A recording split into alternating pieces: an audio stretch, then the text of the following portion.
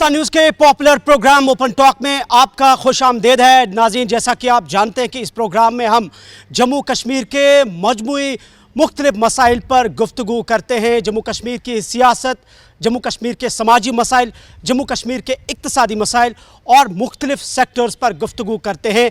उनके मसाइल क्या है, उनका सदबाब क्या है, और इस हवाले से हम अपने प्रोग्राम में मुख्तलिफ मुअज़्ज़ज़ मेहमानों को मदऊ करते हैं जो उन मसाइल का सदबाब इस प्रोग्राम में अपनी बात सामने रखते हैं। आज के प्रोग्राम में हम बात करेंगे एक अहम और संजीदा और संगीन मसले के ऊपर, एक ऐसे सेक्टर पर जिस पर शायद कंप्रोमाइज़ करने की कोई गुंजाइश नहीं है। एजुकेशन सेक्टर जम्मू कश्मीर पर हम बात करेंगे जो आए रोज़ सुर्खियों में रहता है। पॉजिटिव मेजर्स गवर्नमेंट की तरफ से लिए गए हैं, लूप होल्स क्या है इस पे भी बात करेंगे। एजुकेशन सेक्टर पर कई सारे सवालात भी खड़े हो रहे हैं और एजुकेशन सेक्टर को कैसे हम बेहतर कर सकते हैं, खासकर सेकेंडरी लेवल एजुकेशन को, इस पर आज हम गुफ्तगू करेंगे। और आज के प्रोग्राम में भी हमने अपने ख़ास मुअज़्ज़ज़ मेहमानों को मदऊ किया है, एक्सपर्ट्स को मदऊ किया है जो मुख्तलिफ शोबाजात से ताल्लुक़ रखते हैं। प्रोग्राम को आगे लाते हैं और सबसे पहले प्रोग्राम में नाज़रीन हम आपको आज के अपने मुअज़्ज़ज़ मेहमानों का तारुफ़ कराते हैं। आज के प्रोग्राम के हमारे पहले मेहमान हैं रिजवान गिलानी साहब, जो कि एक सीनियर जर्नलिस्ट है और एजुकेशन इनका बीट है, एजुकेशन पर लिखते हैं। आज के एक और हमारे मेहमान हैं सिब्बत अंद्राबी साहब, एक गवर्नमेंट लेक्चरर है स्कूल एजुकेशन डिपार्टमेंट के। हमारे आज के एक और मेहमान हैं शब्बीर अहमद मीर साहब, एमएड बीएड एसोसिएशन के प्रेसिडेंट है, ये भी एक लेक्चरर है स्कूल एजुकेशन डिपार्टमेंट के। हमारे आज के एक और मेहमान हैं डॉक्टर नाजिम साहब, जो कि सीनियर लेक्चरर है और +2 लेक्चरर्स एसोसिएशन के जनरल सेक्रेटरी है। आज के हमारे एक और मेहमान हैं इस प्रोग्राम के मोहम्मद अमीन बेग साहब, जो कि former chief education officer school education department रहे हैं और न्यू एजुकेशन पॉलिसी के मेंबर भी रह चुके हैं।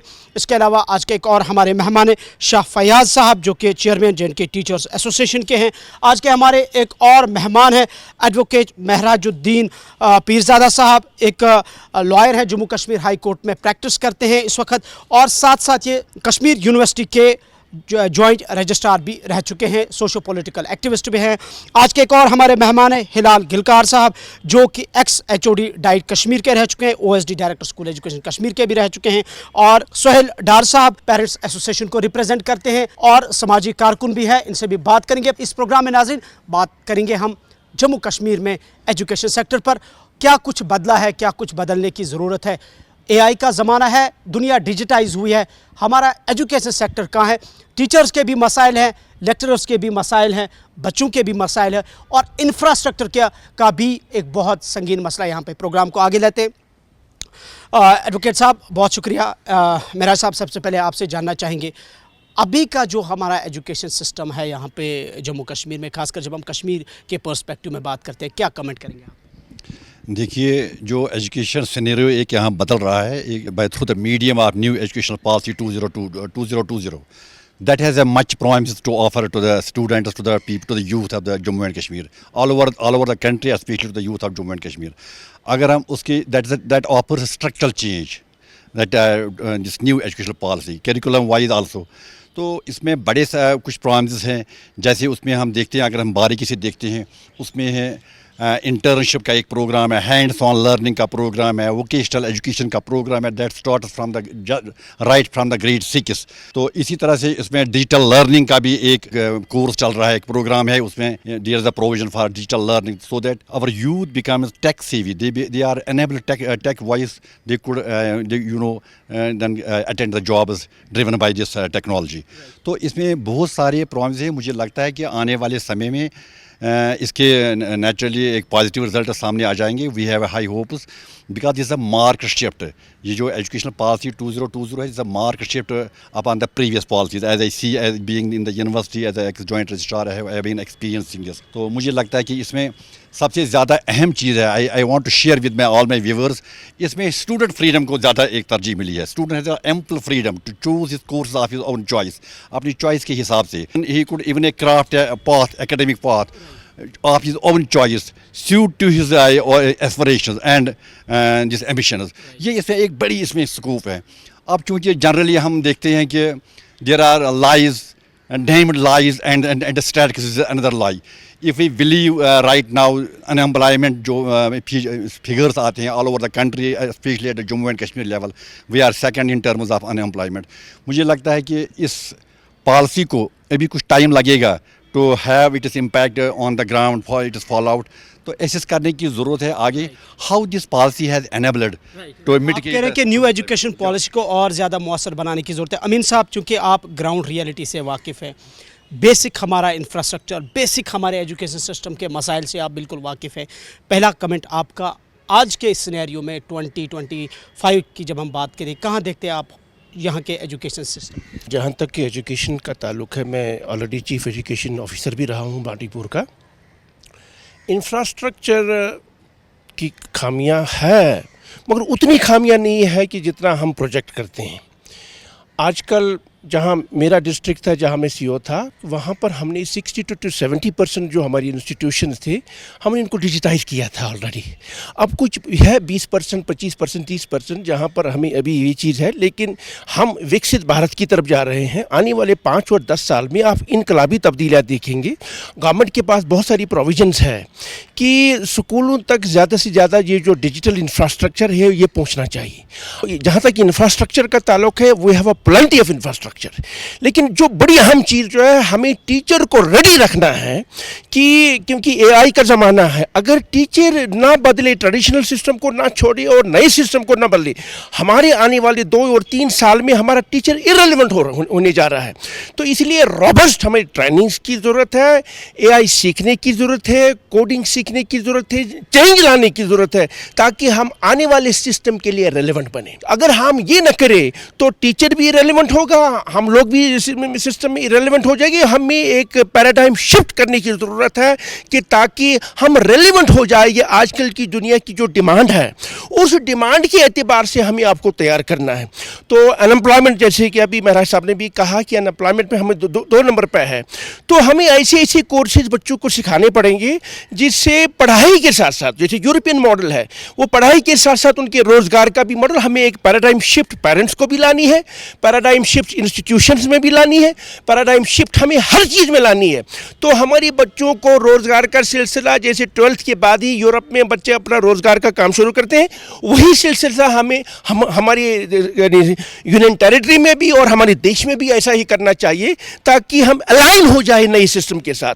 अगर हम ऐसा न करेंगे, जैसे आप लोग देख रहे हैं कि आजकल कुछ सुसाइड वाले मसले हो रहे हैं हमारे बच्चों के साथ, इंसिडेंट्स ऐसे होते रहते हैं, तो उनको रोकने के लिए हमें पेरेंट्स का माइंडसेट को बदलना है, सिस्टम को बदलना है, टीचर्स को बदलना है कि हमें रेडी रहना चाहिए नए ट्रेंड्स के लिए। ना रेडी रहेंगे तो हम इरेलेवेंट हो जाएंगे। बिल्कुल। डॉक्टर साहब, आप ज़रा कमेंट कीजिए। पैराडाइम शिफ्ट की बात हो रही है, अनएम्प्लॉयमेंट की बात हो रही है, लेकिन जब हम बेसिक इंफ्रास्ट्रक्चर या बच्चों की क्वालिटी एजुकेशन की बात करते हैं, आप चूँकि खुद एक लेक्चरर है, क्या कहेंगे?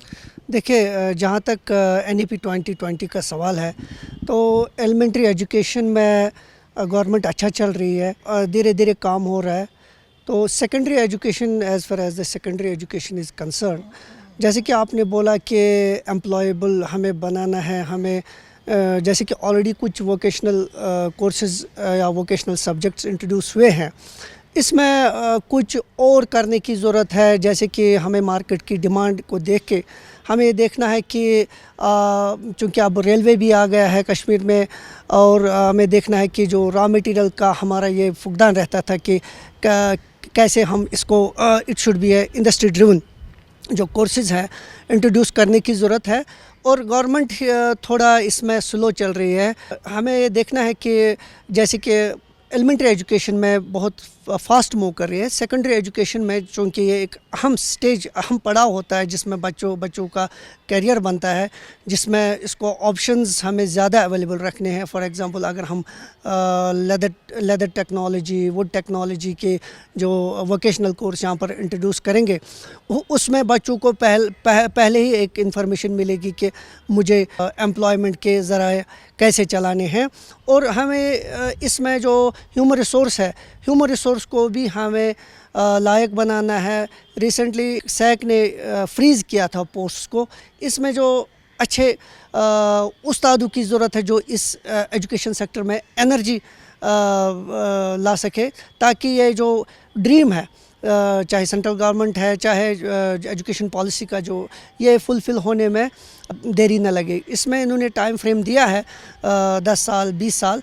मुझे लगता है कि इस जो सेक्टर सेकेंडरी एजुकेशन पे काम करने की ज़रूरत है। हमने रिसेंटली 5th एनिवर्सरी मनाई न्यू एजुकेशन पॉलिसी की, तो सेकेंडरी एजुकेशन में मुझे नहीं लगता कि उतना काम हुआ है अभी तक इन 5 सालों में।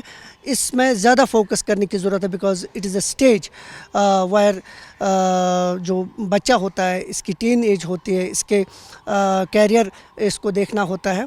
तो इस पे जो गवर्नमेंट है या जो भी स्टेक होल्डर्स है, इस पर ज़्यादा फोकस करने की ज़रूरत है और इस पे हमें ज़्यादा ध्यान देने की ज़रूरत है। बिल्कुल शबीर साहब, आप कमेंट कीजिए। मुख्तलिफ व्यू पॉइंट्स हैं, मुख्तलिफ पर्सपेक्टिव हैं, लेकिन कोई वोकेशनल ट्रेनिंग पे फोकस कर रहा है, कोई अनएम्प्लॉयमेंट पे बात कर रहे हैं, न्यू एजुकेशन पॉलिसी है। लेकिन दोबारा से हम अपने सिस्टम को जब हम ब्रॉडर विजन में, ब्रॉडर पर्सपेक्टिव में देखते हैं, तनकीद लगातार हो रही है, बजट हमारे पास है, क्या कहेंगे?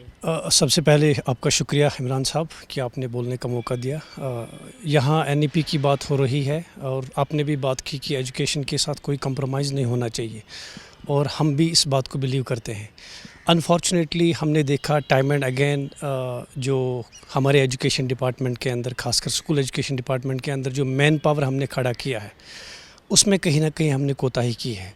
जो ऑलरेडी सेट एलिजिबिलिटी क्राइटेरिया है उसको फॉलो नहीं किया गया। हमने टीचर्स को ऐसे ही रिक्रूट किया विदाउट एनी प्रॉपर क्वालिफ़िकेशन, जो B.Ed M.Ed होता है उसमें विदाउट फॉलोइंग दैट हमने वो चीज़ उनको वहाँ रिक्रूट किया है। उसके बाद जब वो रिक्रूट होते हैं, फिर स्कूल एजुकेशन डिपार्टमेंट को वो सारे टीचर्स ट्रेनिंग पे लगाने पड़ते हैं। B.Ed कराना पड़ता है, या तो गवर्नमेंटल कॉलेज ऑफ एजुकेशन के ज़रिए से, या तो IGNOU के ज़रिए से, या तो डिस्टेंस एजुकेशन के ज़रिए से। ये तो प्रॉब्लम एक तो बजट के ऊपर आपका होता है, दूसरा आपके स्कूल के अंदर टीचर अवेलेबल नहीं होता है जब वो ट्रेनिंग में होता है। तो ये एक बहुत बड़ी प्रॉब्लम है जो कि मुझे लगता है कि एड्रेस करने की ज़रूरत है, क्योंकि government of Jammu and Kashmir ने अब बोला कि 50% हम डिफ्रीज़ करेंगे पोस्ट्स फॉर न्यू रिक्रूटमेंट्स। अच्छी बात है, लेकिन हम ये एक्सपेक्ट करते हैं कि एक अच्छा एनर्जेटिक मैन पावर स्कूलों के अंदर खड़ा करने के लिए आप अपनी गाइडलाइंस को, क्राइटेरिया को, क्वालिफ़िकेशन जो है टीचर्स के लिए उसको बाज़ाब्ता तौर से फिर से रिवाइज़ कीजिए,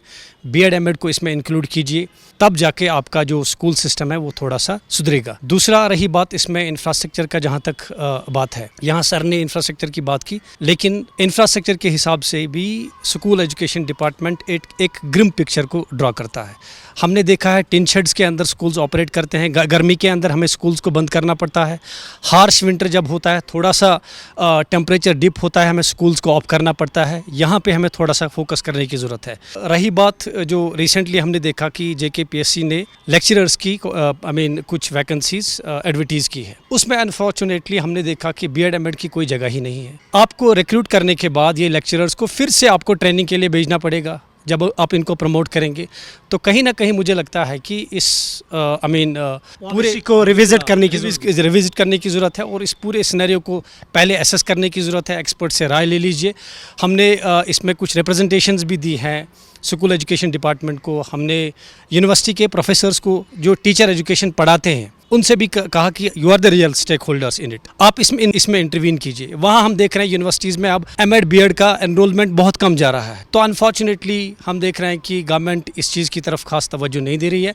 उम्मीद है कि with the passage of time थोड़ा सा लर्न किया है, जैसे डिफ्रीज़ किया है कुछ वैकेंसीज़ को, तो हम ये भी उम्मीद करते हैं कि गवर्नमेंट को पॉलिसीज़ पर फोकस करने की। अंद्राबी साहब, आप भी लेक्चरर हैं, चूँकि सेकेंडरी लेवल एजुकेशन की जब हम बात करते हैं, किस तरह से आप देखते हैं? सवालात बहुत सारे पैदा होते हैं, ऑल्दो कि अपने तरीके से टेक्निकली जैसे बाकी गेस्ट्स ने जवाब दिया है, क्या कहेंगे? मैं शबीर साहब की बात को थोड़ा रिफ़ाइन करने की कोशिश करूँगा, क्योंकि नर्व सेंटर जो हम देखते हैं दैट्स द टीचर। जब तक टीचर ठीक है तो व्हील तब चलेगा, जब तक टीचर चलता रहेगा, टीचर उस लेवल पे होगा तो काम भी आगे चलता रहेगा। NEP 2020 का 5th ईयर हमने मना लिया, गुड, बट हमें वो लैग देखना है कि कहाँ पे आ गया। जो टीचर है, रियल सेंस में जो टीचर है, वो अभी there is an opaque sheet है जो पॉलिसी है और उसके बीच जो उसको नज़र नहीं आता कि what the policy is in real sense. Policy में बहुत चीज़ें करी गई है, so teacher should be ahead of the policy. Because once जैसी आप इम्प्लीमेंट करते हो पॉलिसी तो ये ऑटोमेशन मोड पे चलना चाहिए और NEP को आप आगे चलाना चाहिए। शबीर साहब ने ये कहा कि B.Ed courses and M.Ed courses, इसमें मैं थोड़ा बहुत ये बोल दूंगा कि अगर हम इस वक्त भी देखें, national curriculum framework came in 2005, तो उसके बाद national curriculum for framework for teacher education came in 2009, तो 4 साल का गैप आ गया। आप कश्मीर में देख लीजिए, इट केम जो क्लस्टर यूनिवर्सिटी जब बनी, गवर्नमेंट कॉलेज ऑफ एजुकेशन ने उसको उसके बाद इम्प्लीमेंट किया इन 2016, and Kashmir university right now जो उनकी इंटर्नशिप है B.Ed की, दैट इज़ स्टिल बिफोर जो NCF 2005 की है उससे पहले की है। तो हाउ इज़ इट पॉसिबल कि आप एक टीचर को बोल रहे हो कि देयर इज़ दिस NEP 2020 और NEP 2020 को आप उसको बोल रहे हो, आप उसको करिकुलम दिखा रहे हो 2005 से पहले का, इंटर्नशिप उसको वो करा रहे हो। स्टिल मैं बोल रहा हूँ B.Ed कोर्सेज को भी रिफ़ाइन करना पड़ेगा हमें, ताकि ट्रेन करें हम उस टीचर को। जब आप टीचर अभी ट्रेडिशनल सेटअप पे ही है, यहाँ से उसके पास बहुत सी चीज़ें आई, आप उसको बोलते हो स्किल्स दे दो, आपके पास वोकेशनल ट्रेनिंग है, आपके पास एक बच्चा क्रिटिकल थिंकिंग वाला होना चाहिए, लाइफ स्किल्स होने चाहिए, बहुत सी चीज़ें होनी चाहिए। आप उसको बोलते हो जो क्रेडिट सिस्टम है, क्रेडिट सिस्टम आपका पूरा चेंज हो गया। Credit system is it's not only based on कि आपने क्या एग्जाम में लिखा, नहीं, आपके स्पोर्ट्स में क्या है, दूसरी चीज़ों में क्या है। A teacher should have a penetrative eye, उतनी आँख उसमें होनी चाहिए, तो उसके लिए उसको ट्रेन तो करो पहले। So training the basic thing, बहुत से मुद्दे हैं, but the basic thing is जो B.Ed एजुकेशन चाहे हम बोलें, चाहे कोई भी ट्रेनिंग, वो अभी लैग करिए और टीचर खुद लैग कर रहा है, नॉट बिकॉज उसके पास ट्रेनिंग्स वैसी अभी शायद नहीं आई है। यानी कि आप कह रहे हैं कि जो अभी जिस ट्रेनिंग की ज़रूरत है वैसे टीचर्स को ट्रेन करना है, राइट। रिजवान, आप बहुत ज़्यादा लिखते हैं स्कूल एजुकेशन पर, basic infrastructure, basic quality education, हमारा एजुकेशन सिस्टम का रूरल सेक्टर हमारा कहाँ पे है, जो गवर्नमेंट लेवल पे ऑर्डर्स निकलते हैं, लूप होल से आप वाकिफ़ है। गवर्नमेंट अपनी तरीके से कह रहे हैं कि हमने 5 साल का अब हम जश्न मना रहे हैं कि न्यू एजुकेशन पॉलिसी का, क्या कहें? जी देखिए, ये जो लास्ट मैंने भी वो फंक्शन अटेंड किया जब लास्ट टाइम NEP का एक कॉन्क्लेव था ये SKICC में, वहाँ पे भी। लेकिन मैं यही कहूँगा, it's a process, it's not like कि NEP आ गया और हमने इम्प्लीमेंट किया और हम जय जयकार करेंगे। इट्स अ प्रोसेस, हम कहेंगे हमने इनिशिएट किया, इट्स जस्ट मतलब वो एक बहुत ही कम स्केल लेवल पे हमने इनिशिएट किया। अब हमें देखना है कि क्या जो गवर्नमेंट कह रही है हमने इम्प्लीमेंट किया, नो दे कैन नॉट से, हमें ये देखना है क्या हम सच में इम्प्लीमेंट कर पाएंगे आगे, क्या हमारे पास वैसा इंफ्रास्ट्रक्चर है, क्या हमारे पास सच में क्या उतने टीचर्स ट्रेंड हैं हमारे पास, क्या हमारे मतलब बच्चे इस चीज़ को रिसीव कर पाएंगे। आप मुझे बताइए, J&K is the only state बोलूँगा मैं कि जहाँ पे प्राइमरी लेवल जो टीचर्स हैं उनके लिए कोई ट्रेनिंग सिस्टम नहीं है यहाँ पे। आप मुझे बताइए, मतलब जब भी बच्चे, मतलब जो यहाँ पे ट्रेनिंग होती है टीचर्स को, उसका कोई बाहर ही नहीं कि किस कब करनी है। जो अभी हमारे भाई यहाँ इन्होंने कहा, इन्होंने M.Ed B.Ed पे, मैं तो M.Ed B.Ed पे नहीं जाऊँगा, लेकिन जो बेसिक चीज़ है यहाँ पे जो गवर्नमेंट का फोकस है वो लैग कर रहा है। जो उनका फाउंडेशनल स्टेज है, वो अगर पॉलिसी गवर्नमेंट लेवल पे होती रहा तो ठीक चलता, वो सस्टेन कर पाते। लेकिन यहाँ पे वो एक क्या मैं बोलूँ बदकिस्मती है, यहाँ पे जो पॉलिसी डिसीजन होती है वो इंडिविजुअल्स को लेके बनते हैं कि एक ब्यूरोक्रेट आता है, वो बोलता है कि जो मैं मुझसे पहले उसको नहीं आया मैं नए से करूँगा। पॉलिसी बनती है वो सेक्टर को लेके नहीं बनती है, पर्टिकुलर अपने माइंड सेट को, अपने आइडियोलॉजी को लेके बनती है। आप देखिए, आपने भी देखा होगा कि कितने मिनिस्टर्स आए, कितने ब्यूरोक्रेट्स आए और कौन सा डिसीजन यहाँ पे बिल्कुल 100% अभी तक इम्प्लीमेंट हुआ। लेकिन मेरी तरफ से यही सजेशन रहेगी गवर्नमेंट को कि प्लीज़ एंड प्लीज़ जो अपना फाउंडेशनल स्टेज है उन प्राइमरी स्कूल्स की तरफ देखिए। और हमारी सबसे बड़ी बदकिस्मती क्या है कि आप अभी भी देखिए, हमारे यहाँ पे सिब्बत साहब है, इनको भी पता होगा, जो भी यहाँ पे जो क्वालिफाइड टीचर्स को हम भेजते हैं, जी आप 10th 12th जाओ, क्यों जी वहाँ पे हमें बोर्ड में अपनी परसेंटेज दिखानी है। और फिर वहाँ पे कोई बच्चा फेल होता, उन टीचर्स को हम रिस्पॉन्सिबल बनाते हैं कि क्यों जी परफॉर्मेंस कम थी। वो कहता है कि जब बच्चे की ग्रूमिंग, जब फाउंडेशनल स्टेज ही वीक था, जब बच्चे को A पढ़ना नहीं आया तो हम उसको बोल रहे, फिर दूसरे टीचर को हम कहते हैं कि A फॉर एप्पल, इसको क्यों नहीं पता था। बेसिक जो चीज़ है जो लैग कर रहा है उस बच्चे में, मैं गवर्नमेंट को चाहिए था। NEP तो मैं अभी डिस्कस करूँगा ही नहीं। यानी कि आप कह रहे हैं कि अभी हमारी बुनियाद ही सही नहीं है। बिल्कुल, मैं अभी NEP पे बात, यहाँ पे तो बहरहाल सब गेस्ट ने NEP की बात की, लेकिन मैं नहीं करूँगा because it's a process, will take us time to, वो यहाँ पे हर कोई इसके साथ ये रिलेट कर विकसित भारत। ओके, आई होप कि हो जाए, सब कुछ सही हो जाए, सब कुछ पॉजिटिव डायरेक्शन में हो जाए। लेकिन अभी जो बेसिक बुनियादी चीज़ है वो है फाउंडेशनल स्टेज अपना। आप देखिए हमारे स्कूल, प्राइमरी स्कूल्स देखिए आप, मैं हायर सेकेंडरी कोठीबाग, अमरा कदल, बाकी जो हायर सेकेंडरी से, मैं कह रहा हूँ हमें रूरल सेक्टर को भी देखना चाहिए, हमें फार फ्लंग एरियाज, हमारे में कल ही मैं देख रहा था ऑफिशियल फिगर से, CO ऑफिस से आए हैं, एक स्कूल में 18 लेक्चरर्स की पोस्ट है, लेकिन 1 की 2 की 3 इन पोजीशन बाकी वैकेंट है। ये हाल है हमारे स्कूल एजुकेशन डिपार्टमेंट। और हम यहाँ पे बैठ के NEP की बात करें, मुझे लगता है वो बहुत ज़्यादा। मैं कल मिनिस्ट्री ऑफ एजुकेशन की एक रिपोर्ट पढ़ रहा था, शायद उसमें कहा कि 60% जो जम्मू कश्मीर के बच्चे वो अभी डिजिटल या डिवाइसेस यूज़ नहीं कर रहे, जिसमें लैपटॉप। मैं आपको बताऊंगा, आप कोविड पीरियड में ऑनलाइन एजुकेशन हुआ एंड उसके बाद रिजल्ट्स आ गए, कितना डिजिटल डिवाइड था। हमारे जब यहाँ पे समर ब्रेक हुई उसमें भी ऑनलाइन पे क्यों शोर उठा? Because students don't have access to this smartphones. Digital divide तो है। और अब हमारी प्रॉब्लम क्या है, हमारे डिपार्टमेंट की, मैं क्यों कह रहा हमारे, because I am resident of Jammu and Kashmir. हमारी प्रॉब्लम ये है कि अगर एक इनिशिएटिव लिया जा रहा है किसी एक स्कूल में, बट हम कह रहे हैं इम्प्लीमेंट हो गया, लेकिन अगर एक स्कूल के बाद वो रेप्लिकेट किसी और में होता, हम कहते हैं कि ये पॉजिटिव डायरेक्शन में जाता है। दोबारा रिजवान आपसे बात करेंगे। रिजवान कह रहे हैं कि हमें फाउंडेशन को बेहतर बनाने की ज़रूरत है। शाह फयाज साहब, आप चूँकि जैसे इन्होंने कहा कि फाउंडेशन को बेहतर करने की ज़रूरत है, आप भी बेसिक इश्यूज से वाकिफ़ है। एजुकेशन सेक्टर सिस्टम पर जब बात करते हैं, न्यू एजुकेशन पॉलिसी पर हर एक बात करता है, लेकिन कहाँ पे है अब हम, क्यों अभी भी तनकीद हो रही है? देखिए, सबसे पहली बात यह है कि कोई भी पॉलिसी तब तक इम्प्लीमेंट नहीं होती है जब तक उसमें सियासत ना हो। सबसे बड़ी बदकिस्मती की बात है, जम्मू कश्मीर में हमेशा एजुकेशन महकमा सियासत का शिकार रहा है। चाहे कोई भी सक्सेसिव गवर्नमेंट आई, इसमें सियासत रही। ये ट्रांसफ़र पॉलिसी के ट्रांसफ़र इंडस्ट्री बन गई। आज भी, कल परसों भी, इससे पहले भी सरकारें भी आई, इससे पहले भी जो सरकारें बनी, यहाँ सिर्फ चर्चा रहता है ट्रांसफर्स का, और तलवार जिस पे गिरती है वो टीचर रहता है। हमारा पॉलिटिशियन, हमारा ब्यूरोक्रेट, हमारा जर्नलिस्ट, हमारी सिविल सोसाइटी, ये टीचर के पीछे लगी है। How to degrade the status of teacher. जब तक हम कौम के मेमार को मोरल बूस्ट नहीं करेंगे, जब तक हम कौम के मेमार की जो कैरियर प्रोग्रेशन नहीं करेंगे, चाहे उसमें लेक्चरर हो, कोई टीचिंग फैकल्टी हो, आप वर्क फोर्स को ठीक नहीं करते हो, आप कैसे पॉलिसी इंप्लीमेंट करोगे? फयाज साहब, इस पे अगर रिजवान थोड़ा मेरी तरफ कंसंट्रेट करेंगे। रिसेंट जो रिपोर्ट आई है कि एनरोलमेंट ड्राइव जो चलाया गया गवर्नमेंट की तरफ से, despite the enrolment drive, figure कम होता जा रहा है। If I am not wrong, correct me please. देखिए, फिगर कम, आप देखिए प्राइवेट स्कूलों की तादाद पहले कितनी थी, अब प्राइवेट स्कूल्स की तादाद कितनी, नंबर 1। नंबर 2, आज का पेरेंट बड़ा सेंसियर हो गया है। पहले 4 बच्चा पेरेंट रखता था, कोई दिक्कत नहीं थी। Now the parent is thinking कि मैं अपने बच्चे को कैसे, उसको अच्छी एजुकेशन कैसे दूं, अच्छे हेल्थी कैसे रखूं उसको, तो उस हिसाब से भी वो अपनी प्लानिंग करता है। तो this is the current scenario in J&K। Country की बात मैं नहीं करूँगा, एक बात। दूसरी बात ये है, देखिए, नेशनल एजुकेशन पॉलिसी अभी रोल आउट हुई है, इंप्लीमेंटेशन का रिजवान साहब ने सही बताया, फाउंडेशन की बात है। जब हम फाउंडेशन सही करेंगे तब इम्प्लीमेंटेशन की बात आएगी। दूसरी बात, मैं नाजिम साहब से ये उस चीज़ से मुताफिक नहीं हूँ, और हमारे दूसरे भाई हैं, यहाँ पे जो फ्रीजिंग का मसला हुआ है, दिस वाज आल्सो द, जो फ्रीजिंग हुई वो क्यों हुई ये देखना पड़ेगा। पोस्ट्स क्यों फ्रीज हुए?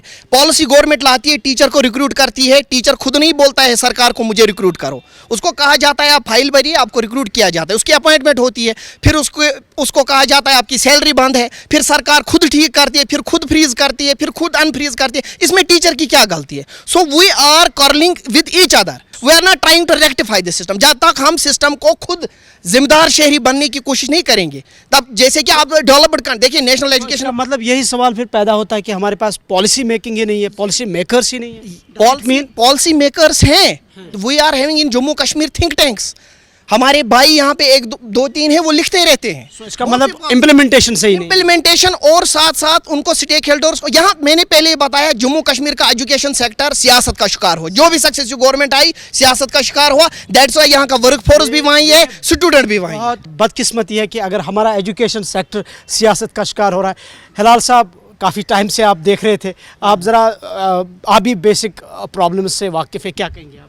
मैं ये चीज़ें कह दूंगा कि जो जहाँ पे प्रॉब्लम है, 2016 में दिल्ली चला गया, कश्मीर गवर्नमेंट ने मुझे दिल्ली भेजा कि आप NCERT जाओ, वहाँ SCERT का जो फ्रेमवर्क है, हम ही नहीं थे, हमारे साथ और 7 स्टेट्स थे, और वहाँ पे हमें ये डिसाइड करना था कि SCERT में कौन कौन से एरियाज़ हैं जो अपनी स्टेट के लिए हमें बनाने हैं, बुक्स कैसे बनाने हैं, करिकुलम क्या होना चाहिए, जो नेशनल करिकुलम है उसको हम कंटेक्चुअल कैसे करेंगे लोकल के साथ, डाइट्स का क्या काम रहेगा, SCERT का काम क्या रहेगा, वहाँ पे उन्होंने 6 एरियाज़ दे दिए। मेरे कंपल्शन के बाद और बाकी स्टेटों ने भी मेरा सपोर्ट किया, तो हमने 7 एरियाज़ वहाँ पे ले लिए। 7 HODs जो प्रोफेसर रैंक के थे, उनके अंडर 2 एसोसिएटेड प्रोफेसर थे, उनके अंदर 3 असिस्टेंट प्रोफेसर थे। मुझे बताइए कि वो स्ट्रक्चर कहाँ है? कौन सी, किस पॉलिसी की आप बात कर रहे हो? कहाँ है वो पॉलिसी? आपको ग्राउंड में जाना है। मैंने एक रिसर्च किया था 2020 में, तब मैं डाइट में था HOD। तो वहाँ पे मैंने इन बच्चों के लिए जो ये आज कह रहे हैं ना कि हमें वोकेशनल एजुकेशन देंगे, तकरीबन मैंने 12 हायर सेकेंडरी स्कूल्स ले लिए और वहाँ से बच्चों को कह दिया था कि आपकी चॉइसेस क्या है। और हमारे दिमाग में कुछ और है और बच्चों के दिमाग में कुछ और है। उन्होंने कहा मुझे हमें हेयर स्टाइल, क्या हमारे में हैं ये कि बच्चे कहेंगे हमें हेयर स्टाइल सीखना है, ये कैसे बनाने हैं, हमें ये जो फास्ट फूड्स की रेस्टोरेंट से हम वो चाहते हैं, हम आर्टिफिशियल इंटेलिजेंस में जाना चाहते हैं, हम टूरिज़्म डिपार्टमेंट में जाना चाहते हैं। क्या कोई रिसर्च हुआ? आप न्यू पॉलिसी की बात कर रहे हो, आप वोकेशनल एजुकेशन की बात कर रहे हो। कौन सा रिसर्च हुआ कि फील्ड में बच्चे ये कह रहे हैं? ये मैं सिटी की बात कर रहा हूँ। हो सकता है कि गाँव की far flung areas, urban rural areas की अपनी चांसेस होगी। मुझे बता, जब आपकी बेबी ही नहीं है जिसको ये इम्प्लीमेंट करना है, 2016 का सिलेबस इस वक्त चल रहा है आपके स्कूल में और ये 2025 है, 5 साल हो गए आपके इस न्यू पॉलिसी ऑफ एजुकेशन ने, आपने एक बुक भी नहीं बनाई। किसकी बात करें? जो मैं बनाऊंगा ना यहाँ का एक टॉपिक, मान लीजिए मैं डाइट में काम कर रहा हूँ, यहाँ मैं ऐसा SCRT में काम कर रहा हूँ, मैं यहाँ पे एक टॉपिक बनाऊंगा, उस टॉपिक की मेथडोलॉजी ही मुझे देनी है कि कैसे पढ़ाना है। वो NCF है। मुझे बताइए कौन ट्रेनिंग दे देगा? वही प्रोफेसर जो बनाएगा वही ट्रेनिंग दे देगा आगे टीचरों को ना। बुक्स बनते हैं। वह यहाँ पे क्या होता था, आज भी यही हो रहा है और तब भी हो रहा था, आज भी यही हो रहा है कि दिल्ली जाओ, वहाँ से देखो कि सस्ते में किस स्टेट ने बनाई है बुक्स, वहाँ से प्रिंट करके ला और यहाँ दे दो और टीचरों को कह दो कि ये पढ़ा। वो कैसे पढ़ाएंगे? तो मिसमैच है एवरीथिंग। कहीं पे कोई पॉलिसी है ही नहीं गवर्नमेंट की। मुझे बताइए कि SCRT इस वक्त एक ऐसी एक जगह होनी चाहिए जहाँ सभी टीचर जाते, सीख लेते क्या करना है, रिसर्च होता, रिसर्च बेस्ड हमारे पास आ जाते। अभी ये जो कह रहे थे कि फाउंडेशन स्टेज में प्री नंबर अभी पता नहीं है। मैं हर एक टीचर को प्री नंबर क्या है उसको पता नहीं है, प्री अल्फाबेट क्या है उसको पता नहीं। टीचर भी बेखबर है अभी। उसको जब ट्रेनिंग ही नहीं दे दी गई, उसके कोई देखो जी उसकी गलती नहीं, कोई गलती नहीं है, क्योंकि आपका जो आपको ट्रेन करने वाला SCRT है वहाँ पे। मुझे बताइए कि कौन प्रोफेसर है वहाँ? मुझे बताइए वहाँ एसोसिएटेड प्रोफेसर कहाँ है, वहाँ का असिस्टेंट प्रोफेसर कहाँ है? आपके डाइटिस है उसमें आपका एसोसिएटेड प्रोफेसर के बदले HOD ये होना चाहिए जो इस वक्त डाइट का प्रिंसिपल है। उसके अंडर तकरीबन 15-20 ये असिस्टेंट प्रोफेसर होने चाहिए जो रिसर्च करे। अगर उनको लग रहा है कि आज हमने ये बुक बनाई, मार्केट में गए, टीचर से बात की और उसने कहा कि यहाँ ये चेंज ही करने हैं, तो वो रिसर्च कर लेके आते, वो चेंज कर लेते और उसके हिसाब से मेथडोलॉजी देते कि क्या करना है क्या नहीं करना है। हम यूँ समझे कि कुछ लोग कह रहे हैं कि हिलाल साहब पॉलिसी है, इम्प्लीमेंटेशन सही नहीं हो रही है। कुछ लोग कह रहे हैं कि इम्प्लीमेंटेशन नहीं हो रही है लेकिन मैसअप है, लेकिन आप कह रहे हैं कि ना तो पॉलिसी है तो इम्प्लीमेंटेशन की बात ही नहीं है। जब हमारे पास सेल्डार साहब, आप एक पेरेंट है, पेरेंट से बेहतर कोई जान नहीं सकता है, पेरेंट से बेहतर ये कोई नहीं जान सकता है कि बेसिक क्या है। जी आपके पास दोबारा आऊँगा। देखिए जी, मेजॉरिटी ऑफ द पैनलिस्ट जो यहाँ पे बैठे हैं, they have agreed education sector is in shambles. जो मेजॉरिटेरियन व्यू यहाँ पे बनी अभी, जो जितने हमने डिस्कशन, पॉलिसी पैरालिसिस हो, इंफ्रास्ट्रक्चर की जो हालात है। रिजवान साहब यहाँ बैठे हैं, रोज़ सीनियर जर्नलिस्ट हैं, लिखते रहते हैं। आप फार फ्लंग एरियाज़ में देखें, आप श्रीनगर को ना देखें, आप टाउन सिटीज़ को ना देखें, आप have a holistic view Jammu and Kashmir की, एंटायर जम्मू एंड कश्मीर की। टिन शेड्स में आप आज की डेट में 5-5 क्लासेस चला रहे हैं। ये एजुकेशन डिपार्टमेंट का फेलियर नहीं है तो फिर बताइए क्या है ये आज की डेट में? क्या आपके पास पैसे नहीं है? पैसे नहीं है वो बता दीजिए। ऐसा बहुत है, बजट इसके लिए एलोकेट सेपरेट। मेरे ख्याल से अंडर यूटिलाइज्ड हैं 150 करोड़ पिछले 4-5 साल में। They have not been utilised. तो पैसे की कोई कमी नहीं है। क्या दिमाग की कमी है वो बता दीजिए। अगर दिमाग की कमी है तो उसको भी थोड़ा अपग्रेड करिए। जो पॉलिसी मेकर्स हैं, bring in the right people, bring in the right people, transform the system. Do not let people suffer, children suffer especially. आप बच्चों के हुकूक पे डाका ना डालें, आपकी नाकाबिलियत की वजह से बच्चों के हुकूक पे आप उनके राइट टू एजुकेशन पे डाका ना डालें। उनका जो इंफ्रास्ट्रक्चर आपको, आप new education policy foundation level की बात कर रहे हैं, आप मुझे बताइए कहाँ पे आप मुझे, मैडम सकीना यत्तू को मैं कह रहा हूँ, रिएक्टिव एक्शन हो रही है हॉस्पिटल्स में, आप आए, आप गए, आपने देखा, आप मुझे बताइए आप कितने स्कूल्स में गए? आप तो एजुकेशन मिनिस्टर हैं, आप बताइए कितने स्कूल्स में गए? आप मुझे बताइए किसी एक स्कूल का जो SO 126 इंप्लीमेंट कर रहा है, किसी एक स्कूल का आप मुझे बता दीजिए। 126 SO जो आपका 2020 का है, which is in sync with your NEP, आप बता दीजिए, एक स्कूल का नाम बता दीजिए, ओपन चैलेंज है।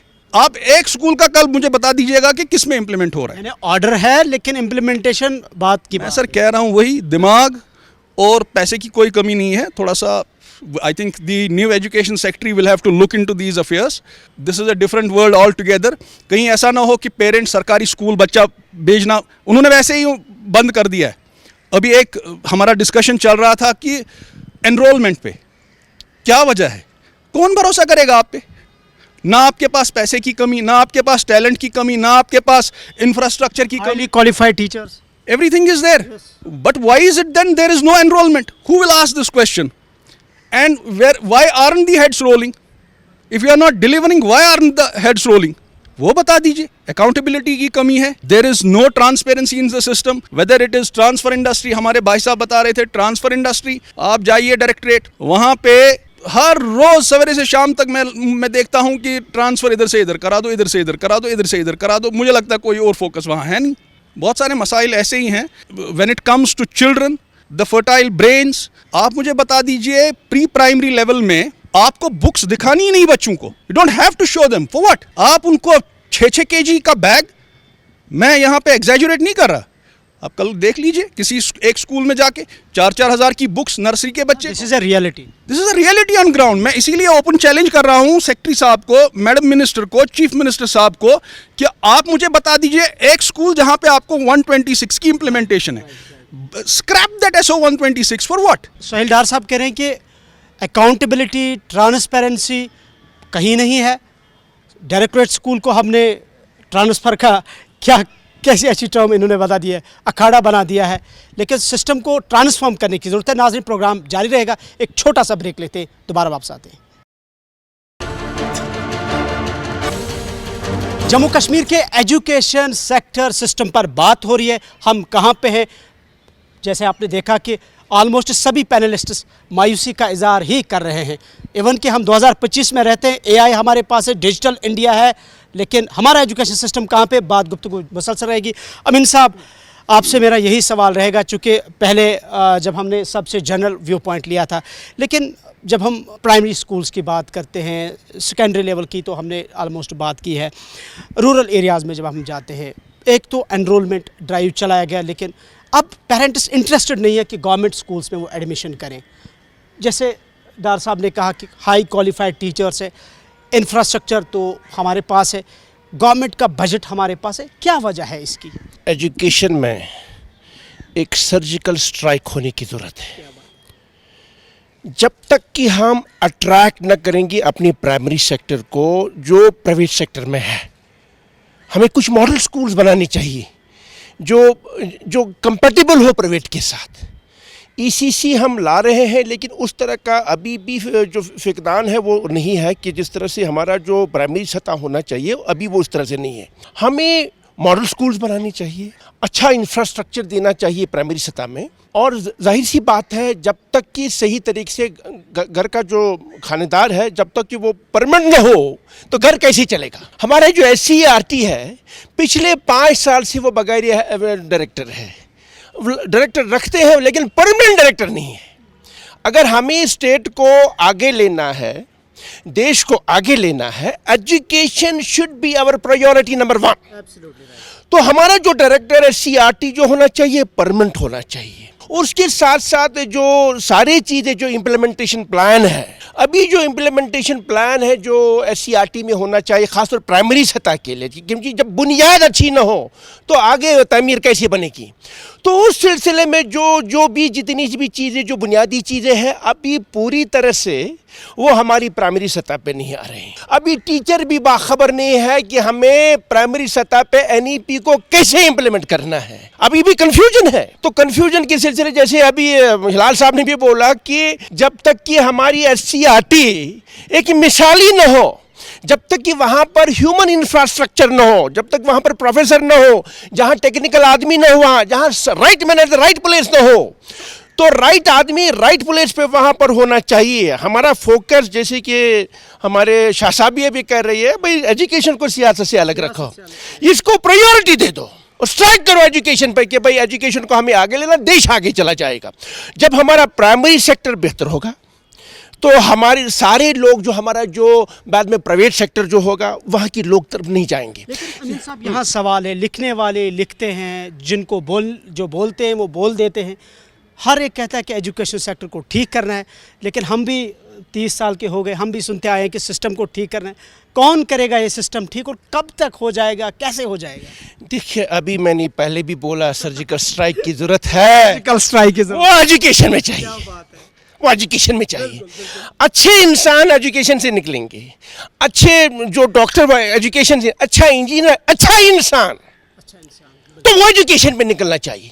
हमारा एक होलिस्टिक खासतौर जो हमारी जो मिनिस्टर साहिबा है, जो खासतौर जो गवर्नमेंट है, उसका बड़ा फोकस होना चाहिए। एजुकेशन प्रायोरिटी नंबर 1 रखिए आप, तभी हम विकसित भारत की तरफ जा रहे हैं। अगर हमने इसमें सियासत की, जो से मैंने बोला आपकी परमानेंट डायरेक्टर हमारे पास है नहीं, तो हम इम्प्लीमेंटेशन ही पिछले 5-10 साल में हम इम्प्लीमेंटेशन पे ही बात करेंगे। ऐसा होगा 15 साल के बाद भी अभी इम्प्लीमेंटेशन प्रोग्राम में ही रहेगा। तो ज़रूरी सी बात है कि हमें एससीईआरटी को, हमारे डल्ट्स को हमें वाइब्रेंट एंटिटी बनाना चाहिए, ताकि टीचर्स के लिए मिसाली आदमी वहाँ पर होना चाहिए। अब जो नई नई चीज़ें एनसीईआरटी से आते हैं वो हमारे टीचर्स को भी पता होनी चाहिए, वो फोकस एरिया होना चाहिए इसमें।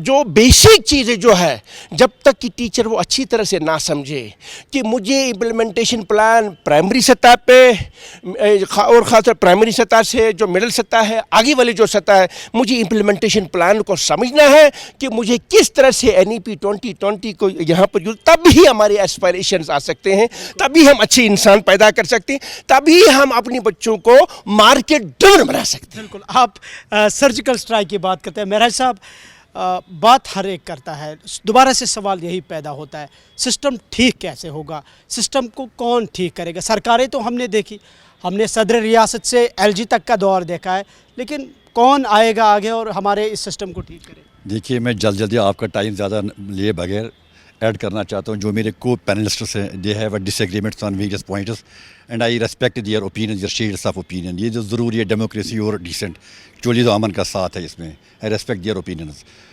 इसमें मैं एक ज़रूरी बात ये ऐड करना चाहता हूँ, जहाँ तक न्यू एजुकेशन पॉलिसी 202 है, इसमें ये है कि स्किल इंडिया मिशन है, make up India, make in India है, स्टार्टअप इंडिया है, there are much problems in the new education policy. अब देखना है कि इम्प्लीमेंटेशन एग्जीक्यूशन लेवल पर इसमें कुछ एब्रेशन हो सकती है, लेकिन एक बात मैं आपके जैसे मीडियम से व्यूअर्स तक पहुंचाना चाहता हूं, we would be crying all the time, सदियां हो जाएंगे हम तो वी वुड बी क्राइंग। एक लिटमस टेस्ट हमारे पास ये होना चाहिए, new education policy come into operation just for down the line 4-5 years. हमें देखना, जैसे कोई बीमार होता है, उसकी हॉस्पिटल होती है, डॉक्टर्स आते हैं, तो फिर कैसे हम उसको सर्टिफाई करेंगे he is now fit and he should be discharge from the hospital. Only certain tests, lab test should be done. इसी तरह से जो हमारा एजुकेशनल सिस्टम है, जो न्यू एजुकेशनल पॉलिसी है, जो भी major that has been made by the big brains, high brains, I have all regard and respect when we see holistically that new education policy, that is the really the contribution of the high brains.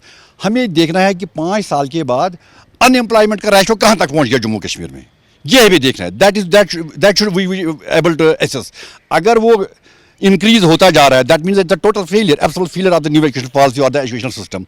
अगर हमारे employment को यहाँ generate किया, boost किया, जैसे उसमें promises हैं, तो that means we are leading toward the success. इसमें एक बड़ा डिपार्टमेंट है, I have respect for their opinions, director education में friend, I have a high regard for him, he is doing a lot of work in the department of education, many other directors have also come there. बड़ा department है, issues रह जाते हैं, लेकिन implementation execution में भी कुछ issues रह जाते हैं। एंड रिजल्ट हमें ये देखना है, कुछ टाइम के बाद एसेस करना है। मैंने जो स्टार्ट में कहा, there are lies, damned lies and statistics, हमें एग्जैक्ट स्टैटिस्टिक्स आनी चाहिए। 5 साल 4 साल के बाद हम देखेंगे जम्मू कश्मीर की अनएम्प्लॉयमेंट कहाँ तक पहुँच गई। अगर हम उसको रिड्यूस करने में कामयाब हो गई, that means our education system is leading towards the right direction. बिल्कुल, आप तशवीश का इजहार कर रहे हैं कि अनएम्प्लॉयमेंट बढ़ रही है। हिलाल साहब कुछ कहना चाहते थे? हाँ, मेरा ये है कि जब हम एजुकेशन की बात कर रहे हैं, 50% हमारा रोल है जो गवर्नमेंट स्कूल में है, जो 50% आपके प्राइवेट स्कूल में है। वहाँ कौन से टीचर्स हैं, वहाँ से कौन से ऐसे गोल्डन टीचर्स हैं जो वहाँ पढ़ाते हैं? इवन के हिलाल साहब एक सवाल भी पैदा होता है, इवन कि जब हम प्राइवेट टीचर्स की बात करते हैं, आप वहाँ प्राइवेट टीचर की सैलरी देखिए और हमारे गवर्नमेंट टीचर्स की सैलरी उठा के देखिए, तो वहाँ पे सवाल तो पैदा होता है। नहीं, उनके टेक्निकल पॉइंट्स भी देख लीजिए। उनके पास कौन ट्रेनिंग देता है? कोई नहीं देता है। उनके पास कौन सा एक्सपर्ट वहाँ पे उस स्कूल में है? किसी भी स्कूल में आप जाए, चाहे वो बड़ा से बड़ा स्कूल हो, छोटा से छोटा, कौन देता है वो ट्रेनिंग? कोई नहीं देता है। मेरे ख्याल में इस वक्त जो गवर्नमेंट के लिए ये जो बर्निंग प्रॉब्लम है, how to implement this new education policy, मेरे ख्याल में मैं सोचता हूँ ये आउटसोर्स करना चाहिए, किसी कंसल्टेंसी एजेंसी को देना चाहिए और वहाँ से वो प्लान दे देंगे कि कैसे हम इम्प्लीमेंट इसको करेंगे। और यहाँ के जो स्टेक होल्डर्स हैं, जो डाइट्स में काम करें, जो SCERT में काम करें, उनको साथ रखें ताकि वो विद इन 2 और 3 ईयर्स वो सीख जाएंगे सब कुछ, फिर वो ट्रांसफ़र हो जाएगा किनको? उनको, और वो आगे ले जाएंगे। वरना अगर हम यही कहेंगे, कोसते रहेंगे, नहीं हो रहा है, कब होगा, कैसे होगा, प्लान्स हैं गवर्नमेंट के पास, समग्र का प्लान है, उसी में वो डाल दीजिए कि हमें एक कंसल्टेंसी की ज़रूरत है, उसमें 8 एरियाज होने चाहिए, ये ताकि हम न्यू बुक्स बनाए, न्यू मेथडोलॉजी दे, न्यू NCF बनाए और लोकल कंटेंट होना चाहिए। और सेकंड थिंग, ये ज़रूरी होना चाहिए हर एक स्कूल के लिए, जैसे आप कह रहे हैं कि ये सर्टिफिकेट होनी चाहिए, वो सर्टिफिकेट, कि हर एक स्कूल में एक एक्सपर्ट होना चाहिए टीचिंग एंड लर्निंग का। तभी जाके हमारे भी बच्चे होते हैं प्राइवेट स्कूलों में, उनमें भी ये ज़रूरी होना चाहिए कि हाँ, हर एक प्राइवेट स्कूल में एक टेक्निकल आदमी होना चाहिए जो टीचर को गाइड करे कि NEP क्या है। और थर्ड, मैं हायर एजुकेशन की बात कर रहा हूँ, ये जो SCERT है उसमें 3 कोर्सेज उन्होंने उनको दे दिए कि अगर वो फाउंडेशन लेवल पे टीचरों को तैयार करना चाहते हैं, 3 इयर्स का कोर्स रहेगा, उनको डिग्री उसमें मिल जाएगी। जब SCERT बनेगा उसमें उनको वो 3 साल की डिग्री बन जाएगी और वो फाउंडेशन स्टेज के जो बच्चे होंगे उनको पढ़ाएंगे। और फिर प्रेपरेटरी स्टेज के लिए उसका 3 इयर्स प्लस ऑनर्स, तो वो भी उन्हीं को मिल जाएगा। उसमें उन्होंने कहा कि 70% उसमें प्रैक्टिकल होना चाहिए। ये नहीं होना चाहिए कि मैं थ्योरी पढ़ रहा हूँ, जैसे यहाँ पे MAd वाले बैठे हैं, यहाँ B.Ed वाले बैठे हैं, वो ज़्यादा थ्योरी पढ़ती हैं और 10 दिन की वो ट्रेनिंग करते हैं कहाँ पे? स्कूलों में। वो 10 दिन से कुछ नहीं सीखेंगे, वो कितना से, हाँ, उसमें 70% मान लीजिए सेशन 1 एंड सेशन 2 है, फर्स्ट सेशन आज पढ़ेगा कि क्या है, वही अप्लाई करेगा क्लास में, वहाँ से चैलेंजेस लेके आ जाएगा कल सवेरे, सर यहाँ ये चैलेंजेस आए। आप कह रहे हैं ट्रेनिंग की ज़रूरत है। सोहेल डार साहब, यहाँ प्राइवेट स्कूल्स की बात हुई है, वहाँ क्वालिटी एजुकेशन दिखने को मिलती है, ऑल्दो कि वहाँ टीचर्स की इतनी क्वालिफिकेशन नहीं होती है, सिस्टम बड़ा बेहतर होता है, माफिया का उनको भी टैग लगा रहता है। गवर्नमेंट प्राइवेट स्कूल्स के जब हम कम्बिनेशन की बात करते हैं, जब इसको हम कंपैरिजन के तौर पर देखते हैं, एज ए पेरेंट क्या कहेंगे? 2 क्विक पॉइंट्स मैं आपको बताऊं कि हम अभी डिस्कस कर रहे थे कि कौन ठीक करेगा। Now we have cried a lot कि system is bad, but who will set the system right? It's obviously people like all of us, like-minded people, they will set the system right. Secondly, Honorable Chief Justice of India जब श्रीनगर में यहाँ पे आए थे SKICC में, उन्होंने कहा rights without knowledge are of no use. So if my child at my home does not know what is right to education, and if I don't teach him how to make use of this right to education from the very beginning. RTI आपका 3 साल का बच्चा भी कर सकता है, कोई बार नहीं है. There is no age limitation in that. So we'll have to train the masses at the local level, whatever level we can. देखिए जी, कोई आपको वहां से आएगा नहीं और वो आपको हाथ में थमा के जाएगा नहीं, आपको खुद वो छीनना पड़ेगा। अब वो स्टेज आ गया है where we demand our rights and then we will have to make them implement it, and this is the age. मतलब जहां पे आप देखिए कमर्शलाइजेशन ऑफ एजुकेशन, मैं आपके सवाल पे भी आऊंगा, commercialisation of education, is it new? No, it's been happening. Is there a stop? No, there is no stop. Is anybody listening? No, nobody is listening. Are people talking about it? Yes, every day. Every day, every person, every mother, father, you will see on the social media, भाई लूट हो गई, लूट मार दिया।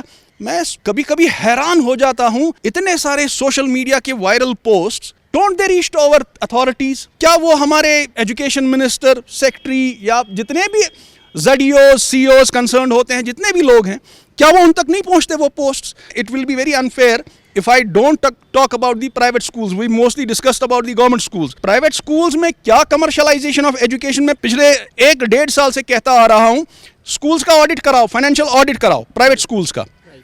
मैंने honourable president of India को लिखा, एक टेबल से दूसरे टेबल पे फाइल जा रही है। मैंने अपॉइंटमेंट मांगी honourable chief minister of India से, हमारे जो Jammu and Kashmir union territory के उमर अब्दुल्ला साहब है, मैंने व्हाट्सअप किया, उन्होंने जवाब दिया, Sohail I mean Jammu, I will come back, will meet the parents in राबिता ऑफिस और where. That has not happened. जी अनवार साहब 3 बार मिल चुके।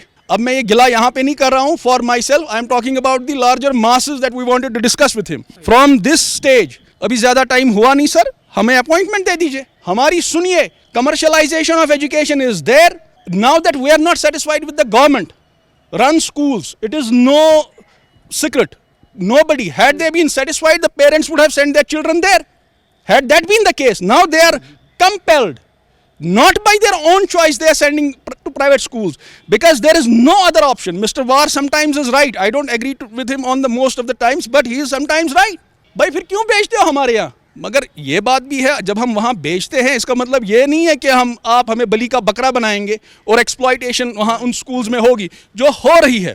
और आपने जो कहा कि प्राइवेट स्कूल्स के, आपने उसका नटशेल में जवाब भी दिया, ये कमर्शलाइजेशन है सारे। फैयाज साहब, बातें बहुत हो रही है, दोबारा से वही सवाल पैदा होता है। एक टीचर, उसकी तनख्वाह भी है, बहुत अच्छी हैंडसम सैलरी है उसकी, रिस्पॉन्सिबिलिटी भी उसके ऊपर है, लेकिन दोबारा से जब हम अपने प्राइमरी स्कूल्स को, मिडिल स्कूल्स को, हाई स्कूल्स को देखते हैं, इंफ्रास्ट्रक्चर तो अपनी जगह वो गवर्नमेंट का काम है, क्वालिटी एजुकेशन पर भी सवालात पैदा होते हैं। ये क्वालिटी एजुकेशन किस तरीके से हम डेवलप करें अपने स्कूल्स में, कैसे ये मुमकिन हो सकता है? बहुत सारे लोग सवाल कर रहे हैं, वो वक्त कब आएगा जब हम कहेंगे कि नहीं, आज हमारे स्कूल जो है यहाँ क्वालिटी एजुकेशन।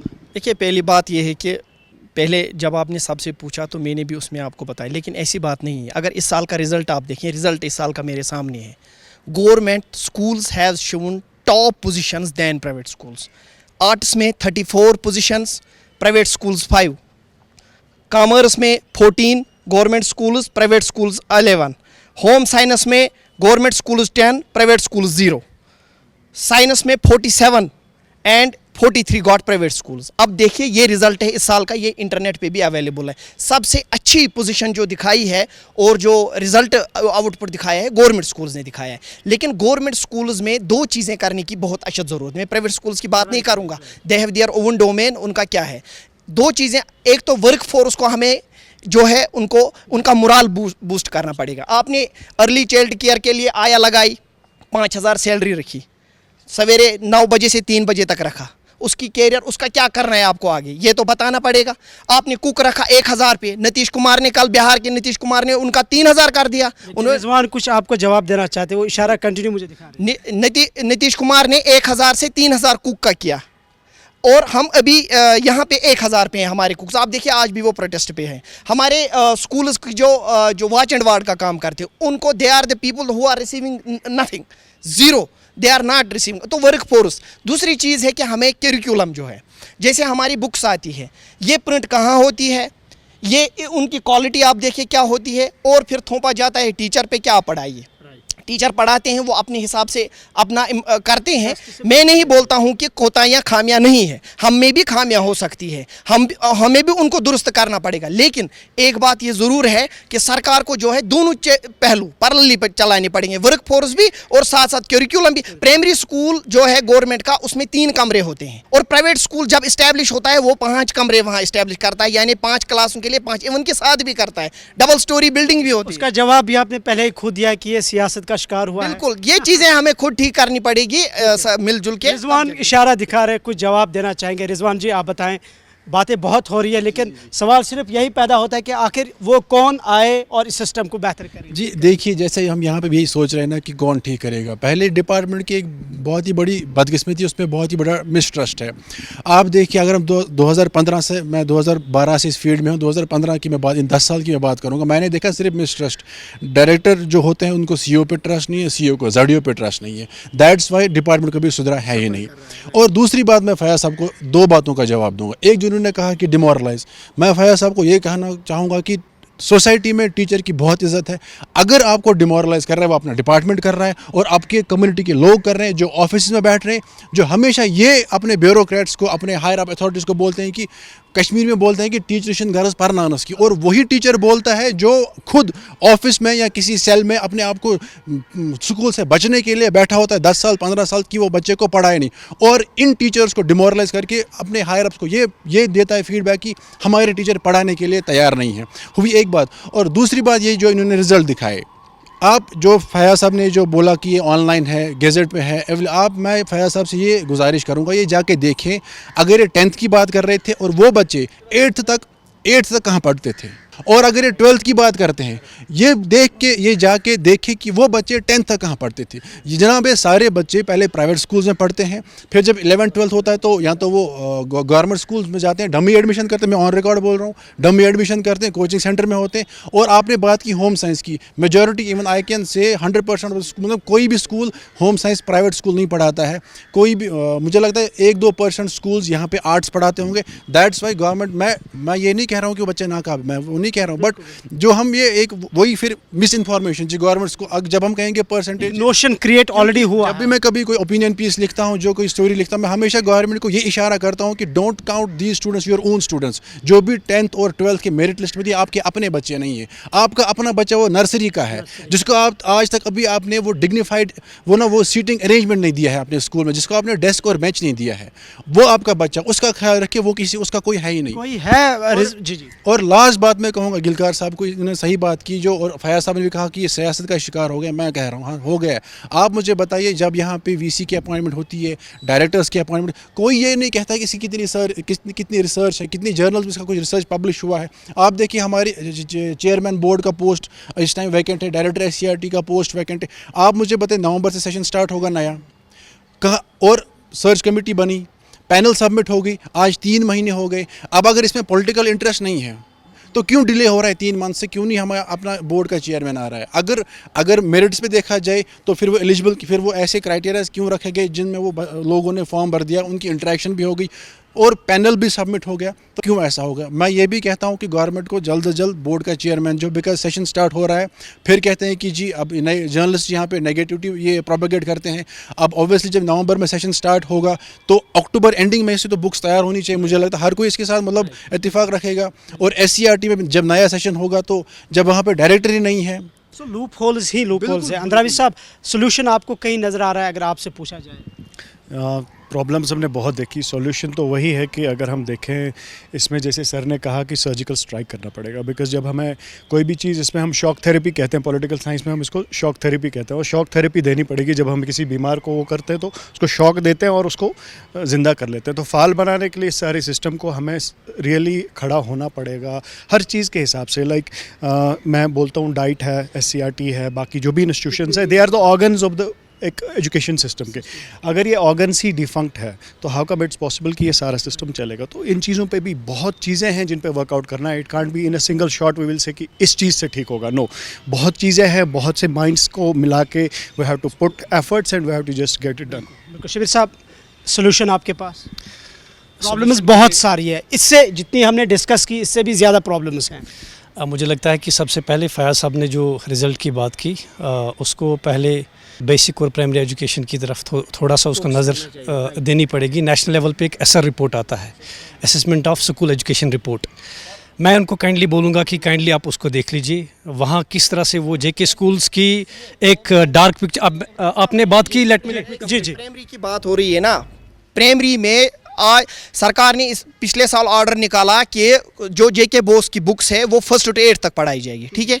प्राइवेट स्कूल कोई वो ऑर्डर ओबे नहीं कर रहा है, वो मनमानी कर रहे हैं अपने हिसाब से, जो बच्चों को जो उनको अच्छा लगता है वो पढ़ा रहे हैं। गवर्नमेंट स्कूल के टीचर को कहा जाता है कि जेके बोस की, वो फिर उसमें गुजारा करके उनको पढ़ाते हैं। We are bound, private schools are not, they are not obeying the government teachers are bound. जी आप कंटिन्यू। तो असर रिपोर्ट को हमें थोड़ा सा एसेस करने की ज़रूरत है, वहाँ किस तरह से एक डार्क पिक्चर वो ड्रा करता है जेके स्कूल एजुकेशन की, खासकर प्राइमरी स्कूल्स की। और दूसरा, कल ही रिजवान साहब मेरी बात से इत्फाक रखेंगे, कल ही जीके में रिपोर्ट आया एनसीईआरटी का सर्वे, जिसमें वो ईव टीजिंग और बुलिंग की बात कर रहे हैं। क्या हमारे टीचर स्कूल में इस वक्त जो हैं, खासकर प्राइमरी स्कूल्स में या मिडिल स्कूल्स में या सेकेंडरी स्कूल्स में, जो जनरली बच्चों को काउंसिल करेंगे कि बुलिंग, ईव टीजिंग ये सही बात नहीं है स्कूल्स के अंदर, क्योंकि इन द लॉन्ग रन बच्चों को आगे बढ़ना है। उसकी वजह से ड्रॉप आउट रेट्स जो है वो बढ़ चुकी है। तो मुझे लगता है कि रियल स्टेक होल्डर्स को इसमें इन्वॉल्व करने की ज़रूरत है, सही तरीके से एसेस करने की ज़रूरत है, और सही प्रोफेशनल को, ट्रेनड जो होगा, क्वालिफाइड जो होगा, उसको स्कूल के अंदर खड़ा करने की ज़रूरत है। डॉक्टर साहब, आप सोल्यूशन पे हम जब बात करते हैं क्या कहेंगे? देखिए, चूँकि एनईपी अभी इन्फेंसी में है, हमें अभी इतना हमें होपफुल रहना है कि आगे जाके ये इम्प्रूव हो जाएगा। और आपको पता है कि सारा गवर्नमेंट सेक्टर नहीं कर पाती है, प्राइवेट सेक्टर भी हमारी मदद करता है। गवर्नमेंट हर जगह नहीं पहुंचती है, प्राइवेट सेक्टर को भी फ्लोरिश हमें होने देना है। गवर्नमेंट अपना काम कर रही है, गवर्नमेंट को फोकस करना चाहिए फॉर फ्लंग एरियाज़ में, चूँकि सिटीज़ में प्राइवेट सेक्टर हमारी हेल्प करता है एजुकेशन को इम्प्रूव करने में। तो गवर्नमेंट को फोकस करना चाहिए फॉर फ्लंग एरियाज़ में, बॉर्डर एरियाज़ में जो स्कूल्स हैं उनका इंफ्रास्ट्रक्चर इम्प्रूव करना है। और ये एक चीज़ मैं यहाँ पर ऐड करूँ कि हमारा जो NEP 2020 है, इसमें गवर्नमेंट को ज़्यादा इंटरेस्ट लेने की ज़रूरत है। जैसे कि यहाँ पर एक पैनलिस्ट ने बोला कि हमारी मिनिस्टर साहिबा है, उनको 2-4 पोर्टफोलियोज़ दिए गए। हम जब हम ट्रेड यूनियन एसोसिएशन जाते हैं उनके पास, तो उनको बहुत रश रहता है। हम उनको बोलते कि ऐसे इंटरवेंशन करने की ज़रूरत है, लेकिन unfortunately she is not ready to listen, क्योंकि उनका अपना बर्डन है। हम चीफ मिनिस्टर से गुजारिश करेंगे इस पोडियम के ज़रिए से कि उसको एक मिनिस्टर को फुल फ्लेज्ड एक स्कूल एजुकेशन का महकमा दिया जाए और हायर एजुकेशन को अलग मिनिस्टर, ताकि वो मिनिस्टर एक ही सब्जेक्ट मैटर पे फोकस करे और इसमें जितनी इंटरवेंशंस की ज़रूरत है जो ग्राउंड पे हमें दिखाई दे वो हो सके।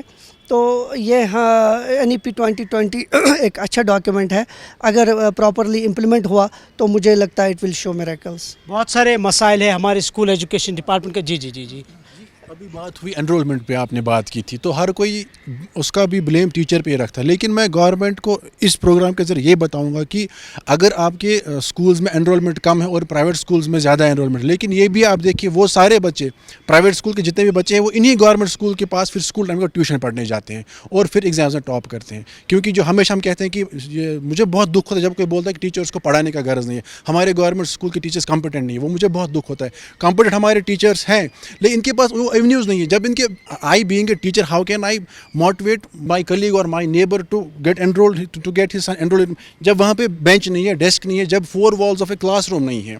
लेकिन जब उसी का दूसरा पहलू देखें कि फिर वही पेरेंट जब अपने बच्चे को प्राइवेट स्कूल में दाखिला करता है, बहुत ही ह्यूज अमाउंट पे करता है, फिर लेकिन ट्यूशन ही वो इसी गवर्नमेंट स्कूल के पास जाता है शाम को। एक सवाल ये भी पैदा होता है कि जो गवर्नमेंट टीचर्स हैं एनरोलमेंट ड्राइव जब चलाते हैं तो एक गरीब के बच्चे को घर से निकाल के गवर्नमेंट स्कूल में एडमिशन के लिए लेते हैं, लेकिन अपना बच्चा उनका जो है वो प्राइवेट स्कूल में पढ़ता है। इट्स द इंफ्रास्ट्रक्चर जो उनको गवर्नमेंट सेक्टर से दूर रखता है, जो अट्रैक्ट नहीं करता है बच्चे को। आप मुझे बताइए, यहाँ पे हमारे सामने DPS स्कूल है, अदरवाइज टीचर्स की कोई खता नहीं। किसने देखा वहाँ पे आके टीचर्स कौन है वहाँ पे? ये बिल्डिंग को देख के एक अट्रैक्शन, डिसिप्लिन को देख के, पर्सनैलिटी डेवलपमेंट को देख के होती है। आप मुझे जब आपके पास कुछ है नहीं तो you put your blame on the teacher. बिल्कुल, बहुत सारे मसाइल है।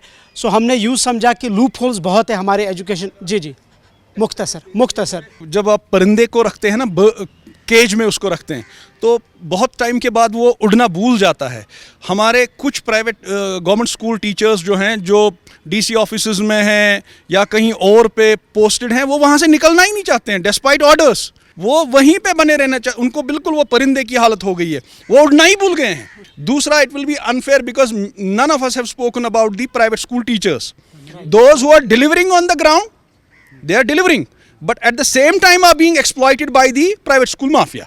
I don't call them anything. Those who exploit a teacher, what do you call them? Mafia. What else? अभी सोसाइटी में भी ये नोशन है प्राइवेट स्कूल गवर्नमेंट को चाहिए, चीफ मिनिस्टर साहब को चाहिए, उनके जो डिलीवर कर रहे हैं, जो रिजल्ट्स दे रहे हैं, उनके जो हुकूक हैं in terms of salary, in terms of perks, in terms of holidays, आप कोई मैकेनिज्म डेवलप करिए, उन बेचारों को हुकूक दिलाइए। तो कुल मिला के अगर हम देखें तो मसाइल बहुत सारे हैं। प्राइवेट स्कूल के पीछे प्राइवेट कोचिंग भी है, ये मत भूलिए कि प्राइवेट स्कूल के पीछे हर पेरेंट उसको घर पे टीचर रखता है, उसके 2 टीचर हैं और गवर्नमेंट स्कूल का एक ही टीचर है। सो कुल मिला के नाजरीन, मसाइल बहुत सारे, इश्यूज बहुत सारे, लूप होल्स बहुत है हमारे एजुकेशन सिस्टम में। हमारे एक्सपर्ट्स ने अपनी अलग अलग ओपिनियन रखी है, किसी ने अकाउंटेबिलिटी, किसी ने ट्रांसपेरेंसी, और कुल मिला के हम देख रहे हैं कि एजुकेशन सिस्टम को रिफॉर्म करने की ज़रूरत है। इस पर अगर हम देखें तो सबका यही मानना है। बहुत बहुत शुक्रिया आप सभी मुअज़्ज़ज़ मेहमानों का, आपने वक्त निकाला हमारे प्रोग्राम में शामिल हुए। नाज़रीन, प्रोग्राम में ओपन टॉक, अगले प्रोग्राम में एक अहम मसले पर गुफ्तगू जारी रहेगी। इसी तरीके से हमारे साथ एक्सपर्ट्स होंगे, लेकिन उम्मीद है कि एजुकेशन सेक्टर को लेकर गवर्नमेंट के बुलंद बांग दावे, लेकिन थोड़ा सा अपनी कुर्सियों से हट के फार फ्लंग एरियाज़ का दौरा करें, रूरल एरियाज़ में जाए, गवर्नमेंट स्कूल्स की हालत देखें, टीचर्स के, लेक्चरर्स के, बच्चों के मसाइल देखें, क्या है कि हमारा इंफ्रास्ट्रक्चर ठीक है नहीं है, इसको बेहतर करें। और फंड्स भी हमारे पास बहुत कुछ है, स्कीम्स कैसी है, पॉलिसी कैसी है, सिर्फ इम्प्लीमेंटेशन की ज़रूरत है। उम्मीद है आपको ये प्रोग्राम पसंद आया होगा। टीम गुलिस्तान के साथ इमरान नाइकू, श्रीनगर।